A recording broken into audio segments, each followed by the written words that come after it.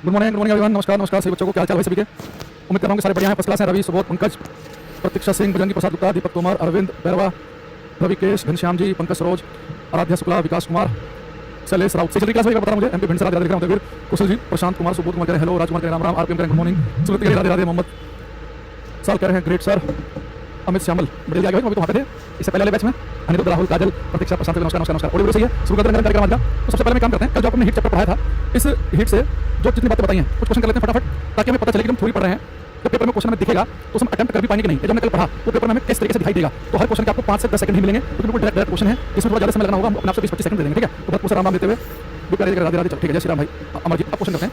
Question number 1, कह के the value 40 degree Celsius in Fahrenheit, कह के 40 डिग्री सेल्सियस जो है फ़ारेनहाइट में कितना आएगा। तो कल मैंने आपको बताया था, तो जो बच्चा कल की क्लास में नहीं आया था उससे मेरा हाथ जोड़ के अनुरोध है कि इस क्लास को छोड़ दे, पहले कल की क्लास देख कर आए तभी कुछ कर पाएगा, ठीक है। अच्छा, पूरे डिग्री सेल्सियस से 40 से बदलना फ़ारेनहाइट में, तो मैं कल आपको फॉर्मूला बताया था डिग्री सेल्सियस और फ़ारेनहाइट में एक रिलेशन, एक संबंध बताया गया था कल आपको। इसे आप अप्लाई करेंगे और डिग्री सेल्सियस 40 है तो फ़ारेनहाइट कितना आएगा 104। ये मैं क्वेश्चन क्या भी था कल क्लास में कि 40 डिग्री सेल्सियस 104 फ़ारेनहाइट के बराबर है। तो पेपर में 30 डिग्री पूछे, 12 पूछे, 50 पूछे, कोई सा भी क्वेश्चन कर सकते हैं। क्वेश्चन नंबर 1 का आंसर बनेगा ए ऑप्शन। एक क्वेश्चन ये है, पहले क्वेश्चन नंबर लिखना, फिर आगे एबीसीडी, खाली एबीसीडी को बचना लिखिए, पहले लिखो 2, फिर 2 का आगे लिखना एबीसीडी, जो भी आपको आंसर लग रहा है। ये क्वेश्चन भी आपको मैं डायरेक्ट बताया था, कह रहा हमारे से कि the body temperature of a healthy man, एक स्वस्थ व्यक्ति के शरीर का तापमान होता है कितना 37, लेकिन 37 के दो ऑप्शन है, डिग्री सेल्सियस की फ़ारेनहाइट 37 डिग्री सेल्सियस, फ़ारेनहाइट में कितना था 98.6 फ़ारेनहाइट, और केल्विन में कितना था 310। तो ये तो कोई आंसर नहीं है, नहीं दूसरे का आंसर बनेगा ए ऑप्शन। इस पर करना का सारे बता के मैंने क्वेश्चन, ये इसमें टाइम खराब नहीं करेंगे हम। थर्ड बात है, ये यूपी में आया पेपर का क्वेश्चन है, कि मानव शरीर का तापमान 98.4 फ़ारेनहाइट होता है, डिग्री सेल्सियस में बताइए इसका तुल्य तापमान क्या होगा। तो उसने कहा कि मानव शरीर का तापमान 98.4 फ़ारेनहाइट। अब अच्छे बताओ, हमने आपको बताया था कि मनुष्य के शरीर का तापमान होता है 98.6 फ़ारेनहाइट, और कितने डिग्री सेल्सियस के बराबर है 37 के। अब इसने कहा कि 98.6 के 98.4 ले लिया, तो यहाँ पे हल्की सी वैल्यू कम की है, यहाँ पे तो हल्की सी वैल्यू कम होनी चाहिए, इतना लॉजिक आपको लगाना पड़ेगा, ठीक है। तो 98.6 होता तो 37 आता, 98.4 तो 37 हल्का सा कम आएगा, ज्यादा तो ऑप्शन नहीं सकते, बहुत ज्यादा कम है, तो 36.89 बी आंसर है इस क्वेश्चन का। मोबिन अहमद और ये विपिन रोशन, अंकित कुमार, क्वेश्चन नंबर लिख लो बेटा तुम साथ में। महेंद्र सिंह टाइम्स आगे क्लास में गुड मॉर्निंग करने के लिए। अगली बात है, कह रहा कि which of the following scale of temperature does not have negative value, तापमान के किस एक पैमाने का मूल्य ऋणात्मक नहीं हो सकता। तो नेगेटिव टेंपरेचर कौन नहीं बताता, केल्विन। देखो डिग्री सेल्सियस में नेगेटिव टेंपरेचर जा सकता है, फ़ारेनहाइट में एक बड़ा र्यूमर स्केल, वो टेंपरेचर नापने के लिए हमारे पास सेल्सियस फ़ारेनहाइट केल्विन होता है ना, ऐसे एक र्यूमर स्केल भी होता है। र्यूमर स्केल में आपको याद रखना है कि यहाँ पे जो पानी जो जमता है, इसका जो फ्रीजिंग पॉइंट है, हिमांक पानी का जमना, ये होता है 0 र्यूमर 0, और पानी उबलता कितने पे, बॉइलिंग पॉइंट कितना होता है उसका 80 र्यूमर। जैसे डिग्री सेल्सियस मुझे पता है कि पानी 0 डिग्री सेल्सियस पर जमता है, 100 पर उबलता है। फ़ारेनहाइट में 32 212 वैल्यू आई थी, केल्विन में 273 373 आई थी, र्यूमर में कितनी होती है 0 और 80, ठीक है। तो इसका आंसर आएगा सी ऑप्शन। कह रहा है कि value 50 degree Celsius in Fahrenheit, 50 degree Celsius कितने फ़ारेनहाइट के बराबर होगा। तो कर लो, ये बिहार के पीसीएस का क्वेश्चन है एक बार का बीपीएससी का। Degree Celsius by 5 is equal to Fahrenheit minus 32/9, degree Celsius कितना है 50/5, फ़ारेनहाइट माइनस 32/9, भाग करेंगे 10 × 90, फ़ारेनहाइट माइनस 32 32 हो जाएगा प्लस का, तो 122 आ गया ये, तो 5 का आ गया बी आंसर 122, 5 का बी, ठीक है। क्वेश्चन नंबर 6, यहाँ थोड़ा सा करो, 6 का आंसर मैं सबको देखना चाहूँगा। वकास, मुबीन, चंद्रशेखर चौहान, पिंकू, हरि, मोहन, प्रतीक, फैजल बेग, आराध्या, राजकिशोर, सूर्या, आकाश, उदयवीर, करते रहो भाई सभी।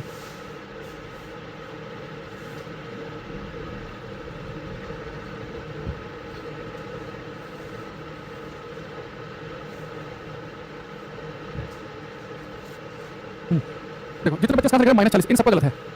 यही होता है समझने में और रटने में फर्क, ये जो हम थोड़ा क्वेश्चन देखते ही नहीं है। इसलिए लिखा कि किस तापमान पर फ़ारेनहाइट और केल्विन दोनों समान पाठ्यांक देते हैं, फ़ारेनहाइट और केल्विन। बट उसने फ़ारेनहाइट और केल्विन पूछा है, जो मैंने आपको -40 बताया था, आपको आंसर तो पता है, -40 क्वेश्चन पता ही नहीं है। मैंने आपको बताया कि डिग्री सेल्सियस और फ़ारेनहाइट नेगेटिव दोनों सेम रीडिंग देते हैं -40 पर, और वो डिग्री सेल्सियस और फ़ारेनहाइट पूछे तो आपका आंसर -40 है। उसने डिग्री सेल्सियस फ़ारेनहाइट तो पूछा ही नहीं है, उसने पूछा कि फ़ारेनहाइट और केल्विन सेम रीडिंग कब देते हैं। देखो बेटा, फ़ारेनहाइट और केल्विन सेम रीडिंग कब देते हैं, ये देते हैं 574.25 पर, 574.25 पर। अब आप लोगे पेपर में अगर हम फंस गए कि -40 वाला क्वेश्चन आया कि 574.25 वाला आया, आप फंसोगे नहीं, थोड़ा हल्का सा लॉजिक लगाना। आप सबको पता है कि डिग्री सेल्सियस जो है माइनस में जा सकते हैं, है ना, -273.15 तक। फ़ारेनहाइट में मैंने बताया था कि नेगेटिव में जा सकता है -459 -459.67 तक, तो दोनों नेगेटिव में जा सकते हैं, तो आंसर आएगा नेगेटिव वाला। लेकिन आपको पता है कि केल्विन तो कभी नेगेटिव में जा नहीं सकता, यानी कि आंसर आएगा प्लस वाला। तो फ़ारेनहाइट और केल्विन सेम रीडिंग कब देंगे, तो प्लस 574.25, और डिग्री सेल्सियस और फ़ारेनहाइट कब देंगे, तो आंसर -40। तो आप लिख लेंगे इसे, हिंदी इंग्लिश दोनों में लिखेंगे, पहले इंग्लिश में लिख लेते हैं। Plus 574.25 is the only temperature at which degree Celsius and Fahrenheit, sorry, at which Fahrenheit and Kelvin, at which Fahrenheit and Kelvin both give same reading। इन्हें लिखेंगे प्लस 574.25 प्लस 574.25, वह एकमात्र तापमान है जिस पर फ़ारेनहाइट और केल्विन समान पाठ्यांक प्रदर्शित करते हैं,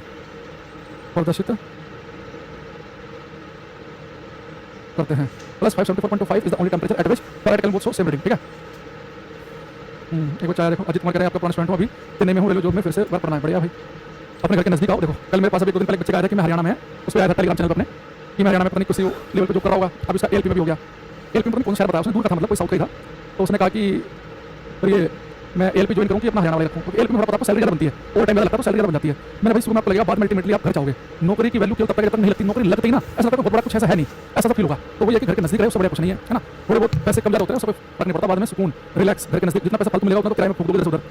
क्वेश्चन नंबर 7 देखो इसमें है कि किस तापमान पर सेंटीग्रेड और फ़ारेनहाइट समान रीडिंग देते हैं। तो इसका आंसर सेंटीग्रेड और फ़ारेनहाइट पूछा, इसका आंसर -40। तो पेपर में ध्यान से पढ़ लेना कि सेंटीग्रेड और फ़ारेनहाइट पूछा है कि फ़ारेनहाइट और केल्विन पूछा है। बुक कब तक आएगी? मेरी बुक आएगी धनतेरस पे शायद लॉन्च करेंगे, धनतेरस वाले दिन, ठीक है। तो मैं आपको बता दूंगा। तो जो फाइनल मेरी बात हुई पब्लिकेशन वाले से, तो कहते कोई शुभ दिन बढ़िया सा निकालो सर। मैंने सारे दिन शुभ है, सारे भगवान के हैं, पर वही है कि धनतेरस का दिन अच्छा है ना। तो मोस्ट प्रोबब्ली 99.99% केस में धनतेरस हो। क्वेश्चन नंबर 8 ये करना, ये थोड़ा सा अलग क्वेश्चन जितने मैंने आपको बताए हैं वो सारे डायरेक्ट क्वेश्चन थे अभी तक। ये भी डायरेक्ट ही है, बस हल्का सा बिल्कुल ये नहीं कि सेम लाइन नहीं लिखा हमने, इसे आपको ट्राई करना है, सब कर सकते हैं इसे।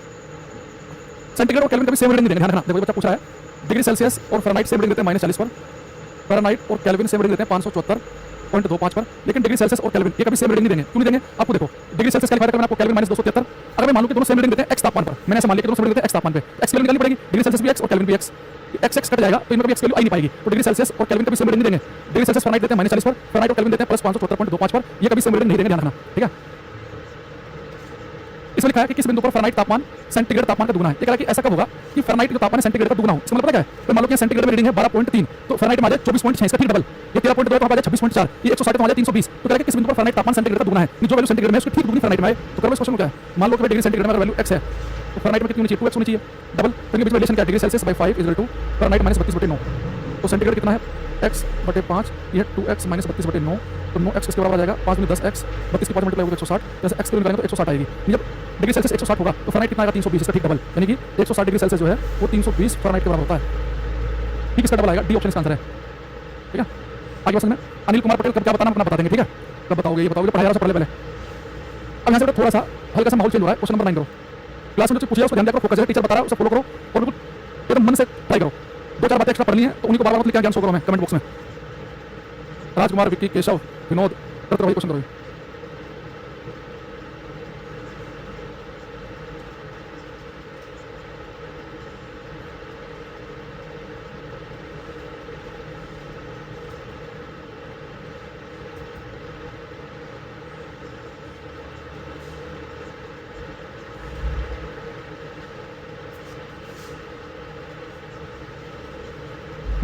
इसने लिखा है कि दो निकायों के बीच के तापमान में 30 डिग्री सेल्सियस है।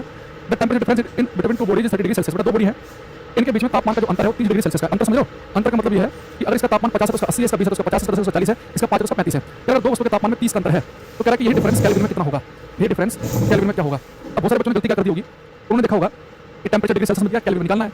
तो हमें पता है कि भैया केल्विन कैसे निकालते हैं, केल्विन होता है degree Celsius plus 273, degree Celsius है 30 तो केल्विन है 273, तो उन्होंने टिक लगा दिया 303 पर। तो सी ऑप्शन उन्होंने आंसर मान लिया होगा, गलत हो गया। देखो बेटा, सी ऑप्शन आपका आंसर कब होता?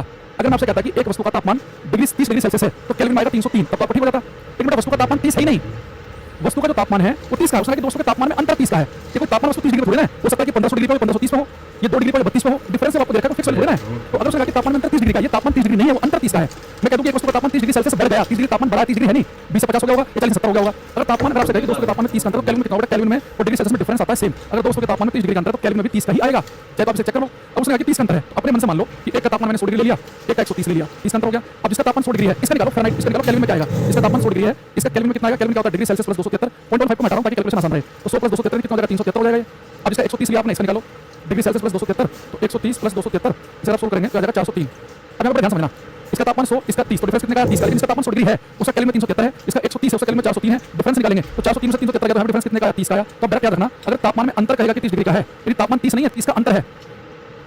अगर मैं कहूं कि दो वस्तुओं के तापमान में 30 का अंतर है तो केल्विन में भी 30 का अंतर आएगा। क्या इस बात को और आसान तरीके से समझ सकते हैं? अच्छा बताओ कि एक ऑब्जेक्ट का टेंपरेचर 30 डिग्री सेल्सियस है और एक मैं कहूं कि ऑब्जेक्ट का तापमान 30 डिग्री सेल्सियस बढ़ गया। ये दोनों स्टेटमेंट अलग-अलग है, समझ आ रही ना? क्यों मैंने कहा कि भाई एक मेरे शरीर का तापमान 37 डिग्री सेल्सियस है, ये अलग स्टेटमेंट है। मेरे शरीर का तापमान 37 डिग्री सेल्सियस बढ़ गया, ये अलग स्टेटमेंट है। तो अगर वो कहे कि वस्तु का तापमान इतने डिग्री सेल्सियस है, आपको उसे बदलना केल्विन में, तो फॉर्मूले से बदल दोगे। लेकिन वो कहा कि दो वस्तुओं के तापमान में अंतर 30 का है, वस्तु का तापमान 30 नहीं अंतर 30 का है, तो डिग्री सेल्सियस में और केल्विन में अंतर सेम चलता है। दूसरी चीज, इस बात को ऐसे भी समझ सकते हो, कल की क्लास जो बच्चा आया था यहाँ पे ध्यान देना। कल हमने आपको बताया था कि पानी जमता है 0 डिग्री सेल्सियस पे, उबलता है 100 पर। केल्विन में पानी जमता है 273 पे और उबलता है 373 पे। तो आपने एक बात देखी होगी कि पानी का जमना और उबलना डिग्री सेल्सियस में कितना चेंज आया? 100 का। लेकिन केल्विन में पानी जमता है 273 पे, उबलता है 373 पे, हैवी चेंज कितने का है? 100 का। ये डिग्री सेल्सियस में 100 का चेंज आएगा, 100 का अंतर आएगा, तो केल्विन में भी 100 का ही चेंज आएगा। तो यहाँ 30 का चेंज बनेगा, यहाँ भी 30 का ही चेंज बनेगा। तो पेपर में चेंज पूछे तो आपको सेम बताना है। अरे समझ नहीं आई है, ये बताओ मुझे। मैंने आपसे बात बोली, मैंने कहा कि एक वस्तु का तापमान 30 डिग्री सेल्सियस है तो केल्विन में निकालो, फॉर्मूला से निकाल दिया। लेकिन एक वस्तु का तापमान 30 डिग्री सेल्सियस बढ़ गया या दो वस्तु के तापमान में 30 का अंतर है, तापमान 30 नहीं है, तापमान तो 30 बढ़ा या अंतर 30 का है, तो केल्विन में भी वही डिफरेंस आएगा। क्यों? क्योंकि जितना जब 100 का डिफरेंस आता है तो 100 आता है, तो 30 का आता है 30 का ही आएगा। पेन मिल जाएगी, उसका टेंशन मत लो। ये करो क्वेश्चन नंबर 10 और कुछ लिखा करो, थोड़ा सा थोड़ी पढ़ाई जाए। अगर आपको पिछले वाला क्वेश्चन समझ में आया तो आप इस वाले को कर सकते हैं। क्वेश्चन नंबर 10 करो। क्वेश्चन नंबर 10 एक दो दिन में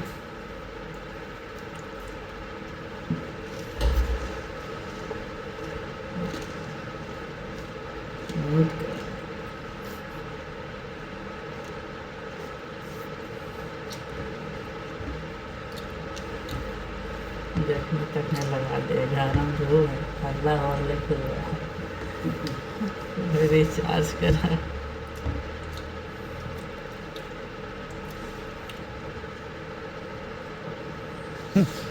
इतना मेरे पास मारे क्या कि दो पिंडों के तापमान में 30 डिग्री का अंतर है, तो फिर से तापमान 30 नहीं है, दो वस्तुओं के तापमान में 30 डिग्री सेल्सियस का अंतर है, तो क्या कि फ़ारेनहाइट में कितने का अंतर बनेगा। अब देखो आपको पता है कि डिग्री सेल्सियस केल्विन में अंतर सेम आता है, लेकिन डिग्री सेल्सियस फ़ारेनहाइट में अंतर सेम नहीं आएगा। कभी आप यहाँ पे डिग्री बता दो, देखो यहाँ सेम क्यों नहीं आएगा आपको समझो। पानी जमता है 0 डिग्री पर, उबलता है 100 पर, लेकिन फ़ारेनहाइट में पानी जमता है 32 पर और उबलता है कितने पे, 212 पे। तो यहाँ पर अगर आप देखेंगे ध्यान से कि जब मैं 100 का चेंज आ रहा है, कितना चेंज आ रहा है, जब यहाँ पे 100 का चेंज आ रहा है, अगर मैं चेंज की बात करूँ परिवर्तन की, तो यहाँ 100 का चेंज आ रहा है, पूरा कितने का चेंज आ रहा है, 180 का। यहाँ पर अंतर सेम नहीं आएगा, तो मैं 100 का चेंज 180 का है, जब डिग्री सेल्सियस और केल्विन में तो बड़ा आसान था। जब मैं 100 का चेंज था तो यहाँ भी 100 का चेंज था, लेकिन मैं 100 का चेंज 180 का है, तो अगर मैं यहाँ पे 1 डिग्री का चेंज निकालूं तो कितने का आएगा, 180 बटे 100 यानी 1.8 फ़ारेनहाइट के बराबर। जब मैं 30 का चेंज निकालूंगा तो 30 को मल्टीप्लाई कर दोगे तो कितना आएगा, 54 फ़ारेनहाइट। जब यहाँ पे 30 का चेंज आएगा तो 54 का आएगा, इसका आंसर बनेगा सी ऑप्शन। जो बिल्कुल नए बच्चे हैं, जो पहले किसी बैच में नहीं पढ़े हैं, उनके लिए दोनों क्वेश्चन जो है कई बार समझना मुश्किल होता है। बहुत सारे बच्चे ऐसे भी हैं जो पहले भी पढ़ चुके हैं, उनके लिए आसान है। तो ये बताओ मुझे कि अगर आपसे पेपर में कहे कि वस्तु का तापमान 30 डिग्री सेल्सियस फ़ारेनहाइट में बताओ, तो आप इस फॉर्मूले से करते। अगर वस्तु का तापमान 30 डिग्री होता उसे बदलना होता फ़ारेनहाइट में, तो हम इस फॉर्मूले से करते। लेकिन यहाँ पर तापमान 30 डिग्री है नहीं, 30 डिग्री का चेंज है, अंतर है, तो फिर हमने किससे करेंगे, फिर थर्मामीटर वाले तरीके से। जब मैं 100 का चेंज आएगा तो 180 का चेंज, या 1 का चेंज 1.8 का, 30 के लिए 30 मल्टीप्लाई करिए, 54 आंसर आ गया। तो दोबारा बता रहा हूँ, देखो ये हमारा, तो मैंने आपको टेम्परेचर वाला बताया, इसमें एक लास्ट चीज बतानी है मुझे, फिर हेड का पहला जो टॉपिक डिटेल में हमारा खत्म हो जाएगा। तो मैंने आपसे क्या बोला, ध्यान सुनेंगे। अगर कभी पेपर में तापमान कहे कि वस्तु का तापमान कितने डिग्री सेल्सियस फ़ारेनहाइट में बदलो, फॉर्मूला इतने डिग्री सेल्सियस केल्विन में बदलो, फॉर्मूला, लेकिन वस्तु के तापमान में इतने का चेंज है, या वस्तु का तापमान इतना बढ़ गया, तापमान उतना है नहीं, उतना बढ़ गया, चेंज आया, तो हम क्या करेंगे। तो जैसे आपने बताया 100 डिग्री सेल्सियस 212 फ़ारेनहाइट बताया, भाई यहाँ मैं ये नहीं कह रहा हूँ कि 100 डिग्री सेल्सियस 180 फ़ारेनहाइट के बराबर, मैं कह रहा हूँ 100 डिग्री सेल्सियस 212 फ़ारेनहाइट के बराबर है, मैं चेंज कर रहा हूँ। जब मैं 100 का परिवर्तन हो जाएगा कि पानी के जमने में यहाँ पे 100 का चेंज आया, तो कितने का चेंज आया, 180 का। मैंने कहा कि 100 डिग्री सेल्सियस का जब चेंज आ जाता है, मान लो यहाँ पे तापमान हो गया किसी वस्तु का 100 से 200, कितने चेंज आया, 100 का, यहाँ पे 180 का चेंज आएगा। मैं नहीं कह रहा हूँ कि 100 डिग्री सेल्सियस 180 फ़ारेनहाइट के बराबर, मैंने चेंज लिखा है जान पूछ के, ये चेंज की बात हो रही है। हाँ यहाँ पर नहीं, ये देखो चेंज लिखा परिवर्तन, आप चाहो तो और इसमें डेल्टा लिखो, डेल्टा होता है चेंज के लिए। तो 100 का चेंज आएगा तो 180 का चेंज आएगा। मैं थोड़ा कह रहा हूँ कि 100 डिग्री सेल्सियस 180 के बराबर है, ठीक है। चलें अब एक लास्ट इसमें बताऊँ मैं आपको बात की। अगर मैं आपसे कहूँ कि मेरे पास में एक मैं थर्मामीटर लेकर आया, ये फॉल्टी थर्मामीटर, खराब थर्मामीटर है, फॉल्टी खराब थर्मामीटर। अभी थर्मामीटर के साथ में दिक्कत क्या है कि पानी का जो फ्रीजिंग पॉइंट है ये 10 डिग्री सेल्सियस बताता है, 10 डिग्री, और पानी का जो बॉइलिंग पॉइंट है, पानी का जो उबलना है, ये बताता है 130 डिग्री। ये जब पानी जम रहा होगा तो इसमें रीडिंग 0 नहीं आएगी, 10 दिखाएगा। उबलते पानी में 130 दिखाएगा, खराब थर्मामीटर है। तो ये खराब थर्मामीटर जिसमें पानी जमता है 10 पर और उबलता है 130 पर, अगर ये खराब थर्मामीटर किसी वस्तु का तापमान जो है वो 50 डिग्री सेल्सियस बता रहा है, अगर इस फॉल्टी थर्मामीटर में अगर रीडिंग जो है अगर वो 50 डिग्री सेल्सियस है, तो एक्चुअल टेम्परेचर क्या होगा, करेक्ट टेम्परेचर क्या होगा, आपको बताना है एक्चुअल टेम्परेचर क्या होगा। तो ये तो खराब थर्मामीटर है। इस थर्मामीटर ने कहा कि कमरे का तापमान 50 डिग्री, जहाँ पे पानी जमता है 10 पे और उबलता है 130 पर, ये 50 बता रहा है, तो एक्चुअल में क्या तापमान रहा होगा, कोई बच्चा कर सकता है। एक और आगे पर हम सुनने बिंदु क्या है, कल की क्लास देख रहा पता चल जाएगा, मुझे बताया क्लास में कि जब मन क्या क्लास में चले आए।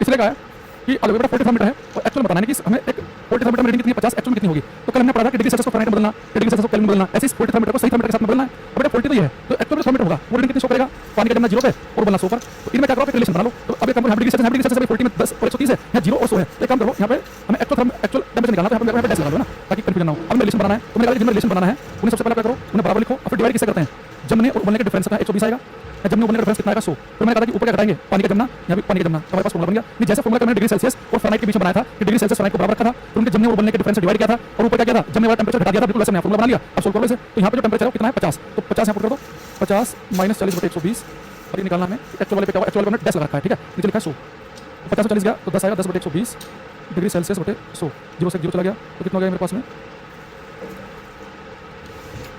100 बटे 12, 4 मिनट 4 12 25/3 जिन बच्चों ने इसका आंसर 25/3 गलत हो मेरा 25/3 गलत आ रहा है डिग्री सेल्सियस और डिग्री सेल्सियस डेसिमल निकालना है 130 में से 10 गया तो 120 डिवाइड कर दिया यहाँ पे 100 डिवाइड कर दिया यहाँ पे 10 घटा वहाँ पे कितना घटा पानी जमता 0 पे तो एक्चुअली यहाँ पे टेम्परेचर कितना था 50 में से सॉरी 10 है भाई ये उतना गंदा आंसर कैसा आ रहा है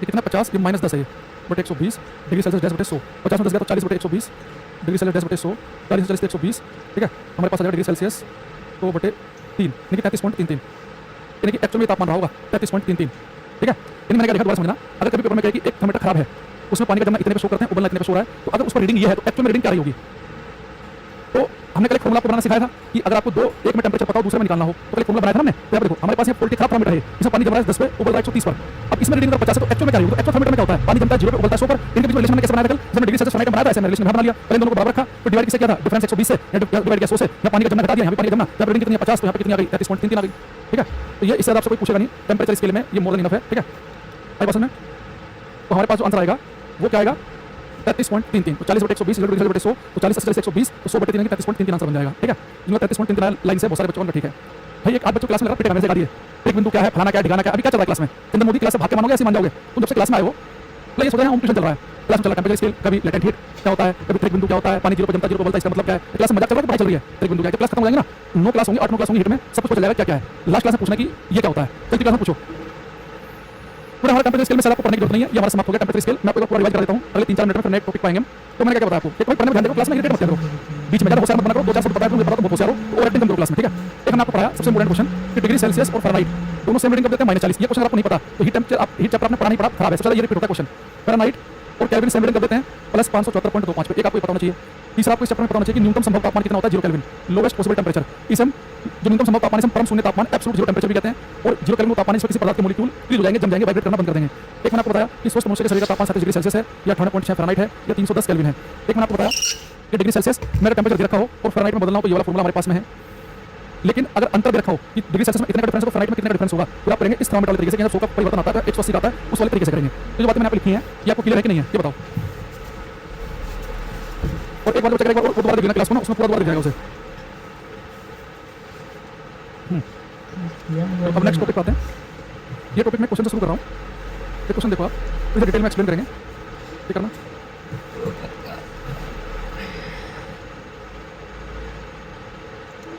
करो इसे भी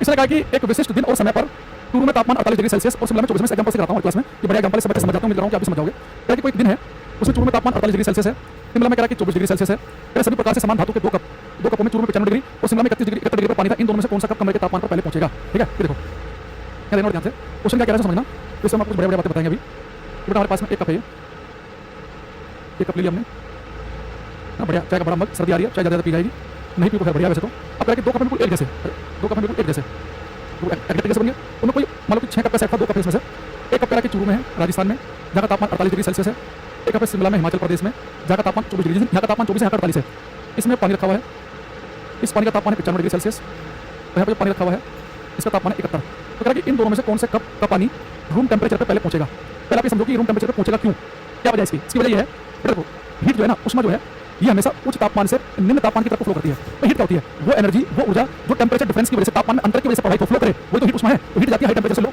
अब पानी का तापमान 95 में कमरे का 48 तो हीट कमरे में जाएगी जब तक दोनों का तापमान बराबर ना हो जाए यहाँ तापमान 71 कमरे का 24 तो हीट कमरे में जाएगी जब तक दोनों का तापमान बराबर ना हो जाए अब हीट कितना तेजी के साथ कमरे में जाएगी ये बात केवल कमरे के तापमान पर निर्भर नहीं करती है ना ये बात केवल वस्तु के तापमान पर निर्भर करती है कोई वस्तु कितना तेजी के साथ ठंडी पड़ेगी कितना फटाफट अपनी हीट कमरे में देगी ये डिपेंड करता है कमरे के तापमान और वस्तु के तापमान के अंतर पे वस्तु का तापमान कमरे के तापमान जितना ज्यादा अंतर होगा उतना तेजी से कमरे में हीट जाएगी उस पर ठंडी पड़ेगी और कमरे के तापमान वस्तु के तापमान में अंतर छोटा होगा तो आराम से हीट कमरे के तापमान में जाएगी जैसे बड़ा अच्छा एग्जांपल इसका अभी सर्दी का मौसम आ रहा है आपको चाय बना के रखना बहुत जल्दी ठंडी पड़ जाएगी लेकिन वही चाय जून के महीने में जल्दी ठंडी क्यों नहीं पड़ती तो देखो सर्दी के मौसम में कमरे के तापमान में चाय के तापमान में बहुत अंतर है सर्दी के मौसम में कमरे का तापमान 10 डिग्री चाय का तापमान 100 तो डिफरेंस बड़ा 90 का चाय और कमरे के तापमान में 90 डिफरेंस गर्मी में कमरे का तापमान 45 चाय का 100 डिफरेंस केवल 55 का रहेगा तो गर्मी के मौसम में उतना तेजी के साथ हीट चाय की कमरे में जाएगी आराम से ठंडी पड़ेगी वो लेकिन सर्दी में डिफरेंस बहुत बड़ा है तो फटाक से अपनी कमरे में फेंक देगी वस्तु ठंडी पड़ जाएगी अब देखना कि इसका तापमान 95 इसका 48 डिफरेंस निकालेंगे तो 47 आएगा चाय का तापमान यहाँ पे कितना पानी का 71 कमरे का 24 डिफरेंस निकालेंगे यहाँ पे 71 ही आएगा यानी कहने का मतलब क्या है कि जितना तेजी के साथ ये वस्तु अपना तापमान ये अपने हीट कमरे में फेंक रही होगी उतनी तेजी के साथ ये भी फेंक रही होगी, क्योंकि दोनों की जगह वस्तु और कमरे के तापमान में अंतर समान है। ये बात हमें न्यूटन ने बताई थी, न्यूटन ने नियम दिया, न्यूटन का शीतलन का नियम, न्यूटन लॉ ऑफ कूलिंग। तो उन्होंने उसमें यही बताया कि कौन वस्तु जल्दी ठंडी पड़ेगी उस बात पर डिपेंड करेगा कि वस्तु और कमरे के तापमान कितना बड़ा डिफरेंस है। अब यहाँ पर दोनों डिफरेंस सेम है तो दोनों कब एक साथ कमरे के तापमान पर पहुंचेंगे,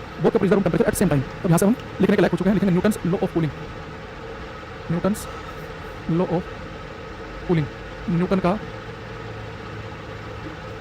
शीतलन का नियम, न्यूटन का शीतलन का नियम,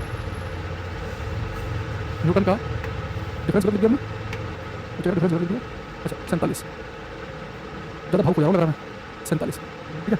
तो न्यूटन का शीतलन नियम क्या कहता है कि कोई वस्तु कितना ठंडी पड़ेगी ये डिपेंड करता है वस्तु के तापमान और कमरे के तापमान के अंतर पे। अकेला वस्तु का तापमान इंपॉर्टेंट नहीं, ध्यान रखना, अकेला कमरे का तापमान इंपॉर्टेंट नहीं, दोनों का अंतर जितना बड़ा होगा उतना तेजी के साथ हीट कमरे में जारी होगी। तो लिखेंगे यहाँ पे हम तो हिंदी लिखो इस बार, इस नियम के अनुसार, इस नियम के अनुसार किसी वस्तु के ठंडे होने की दर, कितना तेजी से ठंडी पड़ेगी होने की दर, किसी वस्तु के ठंडे होने की दर वस्तु और वातावरण के तापांतर के समानुपाती होती है। इसी वस्तु के ठंडे होने की दर किस पर डिपेंड करेगी, वस्तु और वातावरण के तापांतर के। लिखेंगे according to this law rate of cooling is directly proportional to temperature difference between system and surroundings. Rate of cooling is directly proportional to temperature difference between system and surroundings. ठीक है, तो ये बच्चा कह रहा है कि मदर यूनिट टेम्परेचर सेंटीग्रेड क्यों, सबसे पहले सेंटीग्रेड बहुत पहले आया, सेंटीग्रेड से मदर यूनिट भी कहते हैं टेम्परेचर की। और ऐसा सिस्टम में जो होती है वो केल्विन होती है, वो किस वस्तु के ठंडे होने की दर डिपेंड करती है वस्तु और वातावरण के तापमान के अंतर पे। अब ये सब बच्चों को पता होता है। अब ये बात आपको पता है, इस आप इस क्वेश्चन में अप्लाई कर पाओगे कि नहीं, देखो करना है क्वेश्चन, करो ये।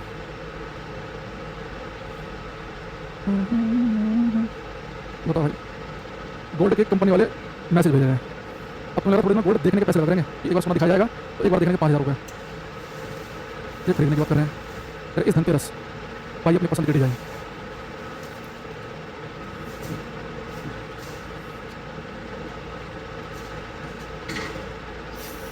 हेलो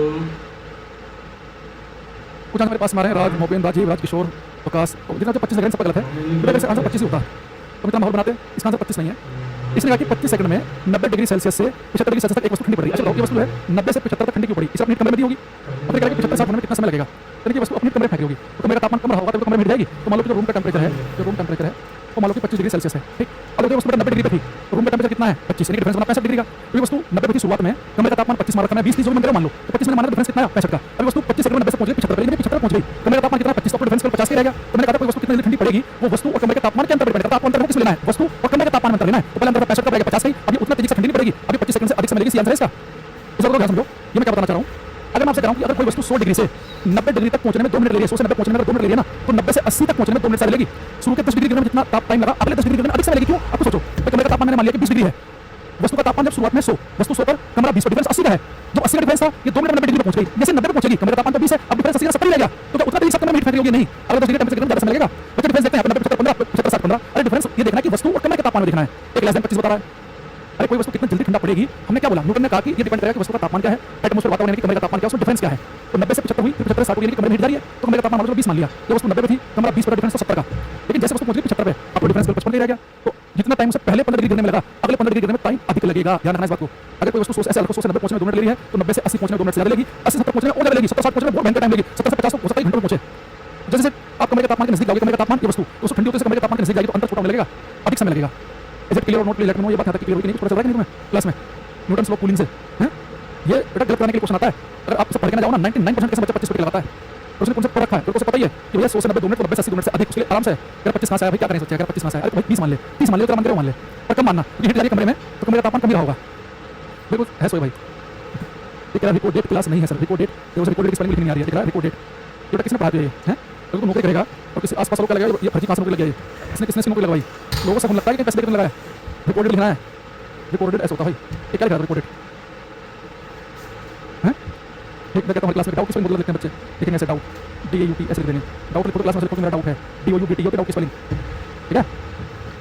सर अपने टाइम और डिग्री का डिफरेंस क्या है, अरे भाई ये कमरे 25 सेकंड में 90 डिग्री सेल्सियस से 75 डिग्री सेल्सियस तक वस्तु पहुंची, तो 90 डिग्री से 75 तक क्यों पहुंची, कमरे में सिर्फ हीट देगी, कमरे का तापमान 75 डिग्री सेल्सियस, फिर 25 डिग्री सेल्सियस, तो वस्तु का तापमान कितना था 90 डिग्री सेल्सियस, कमरे का 25, तो डिफरेंस कितना आया 65 का। जब ठंडी होकर पहुंच गई इस पे 75 डिग्री पे, तो कमरे का तापमान कितना है 25, तो डिफरेंस कितना है 50 डिग्री सेल्सियस का।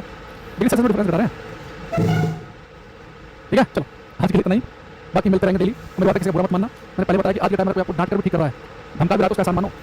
आजकल तो कोई भाई फ्री में धमका भी नहीं रहा किसी को। बड़े बड़े स्कूल में देखो, जरा बच्चों को धमकाते हैं, माँ बाप को जाते हैं, मेरे बेटे को डांट दिया कि बच्चा एक हुआ वो बड़ी मुश्किल से 10 जगह मरते मांग के 50 की दवाई खा के, अब टीचर भी कह रहा ठीक है भाई साहब मुझे क्या दिक्कत है, वो डांट नहीं रहा बच्चे को, कितनी साल कर रहा, पढ़ रहा नहीं पढ़ रहा, उससे कोई मतलब नहीं है। तो कोई आज के टाइम में डांट भी दे तो उसका एहसान मानो, भाई साहब डांट रहा है तो बड़ा गजब आदमी है, बिना किसी पैसे के एक्स्ट्रा में कोई फोन पे भी नहीं किया अलग से, पढ़ने के पैसे दिए तो पढ़ा तो भाई साहब डांट रहा है, बहुत बढ़िया। एक रिपीट की स्पेलिंग गलत है, वो तो फिर पहले रिपीट की स्पेलिंग से लिखकर रिपीट करूँगा। ठीक है, थैंक यू।